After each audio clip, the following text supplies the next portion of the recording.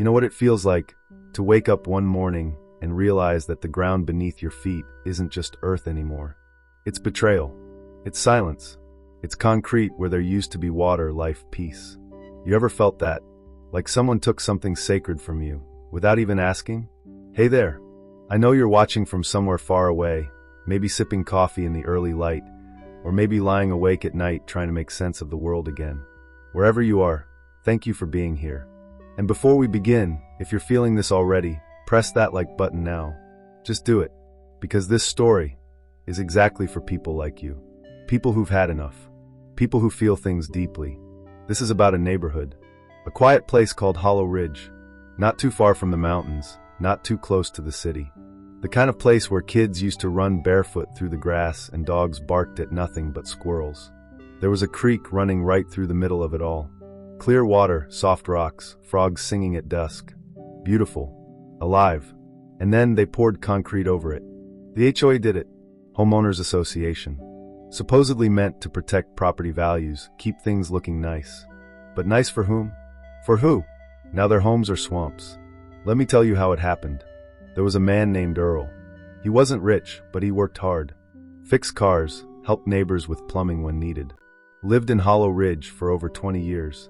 Knew every tree, every bird call, every twist in that creek. His daughter, Lily, used to play by the water when she was little.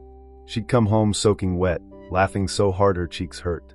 That creek, it was more than water to Earl. It was memory. It was family. It was life. But the HOA didn't see it that way. They said the creek flooded sometimes. Said it caused problems. Said it devalued the neighborhood. They didn't say anything about the joy it brought, the peace it gave. They just saw dollar signs and danger. So they made a decision. Without a vote. Without a warning. One day, Earl woke up to the sound of machinery. Trucks rolling in, men with helmets and gloves, pouring thick, gray concrete into the creek bed. Covering it. Killing it. He ran outside, heart pounding, shouting, asking what the hell they were doing. One of the workers shrugged. Another said, orders from the board. Earl turned around and looked at his neighbors' houses. Some stood on porches, silent. Others peeked through curtains. No one stopped it. No one even tried. By the end of the week, the creek was gone. Buried under layers of concrete.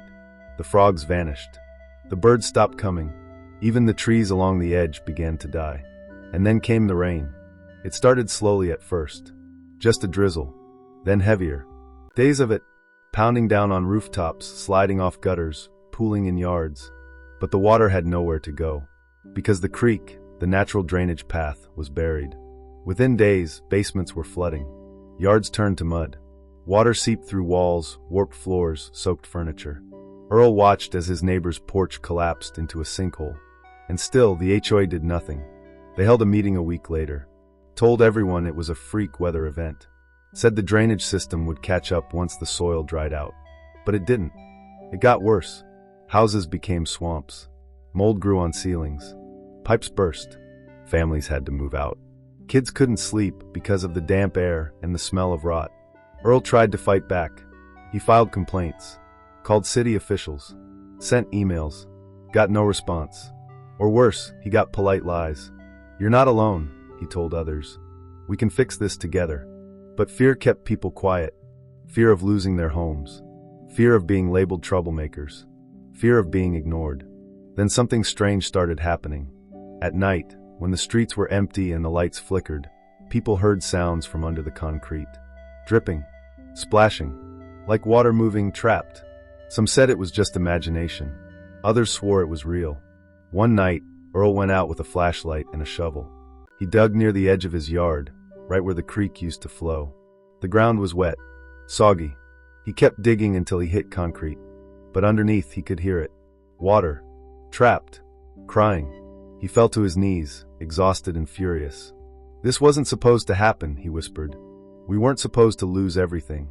The next morning, he found something on his porch. A note. Stop digging. No name. No return address. Just those words, scribbled in shaky handwriting. Who wrote it? Was it the HOA? Someone afraid of what might come up? Or was it someone else, someone who knew more than they were saying? The days passed. The rains returned. The houses sank deeper into the muck. People started leaving. First one. then another. Then whole blocks emptied out. Earl stayed. He couldn't leave. This was his home, his daughter's childhood, his wife's last memories. He started posting videos online, showing the damage, showing the cracks in the foundation, showing the truth. Slowly, people started to listen. Reporters came. Scientists looked into it. Officials finally responded. Turns out, the HOA had approved the project without permits, bypassed environmental regulations, buried the creek without proper engineering. They broke the law. And now, the land is paying the price. The town is sinking. Not just Hollow Ridge. Other neighborhoods nearby are starting to show signs too. Cracks in roads, leaks in basements, strange puddles forming where none should be. It's like the earth itself is rejecting the lie. Earl's videos spread across the country. People from other towns reached out, shared their own stories of disappearing streams, of floods after construction, of silence from local leaders. He realized something. This wasn't just about a creek. It was about control, about greed, about ignoring nature until it fights back. And now it's fighting. The question is, will anyone listen before it's too late? Are you listening now? Tell me where you're watching from. Comment below. Let me know your name, your city, your story, because this is for you too. You don't have to stay silent.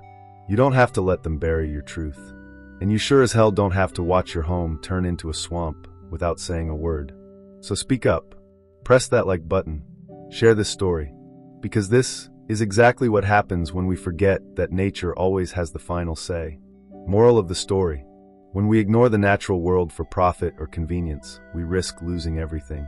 Nature doesn't forget, and it always finds a way to remind us who's really in charge.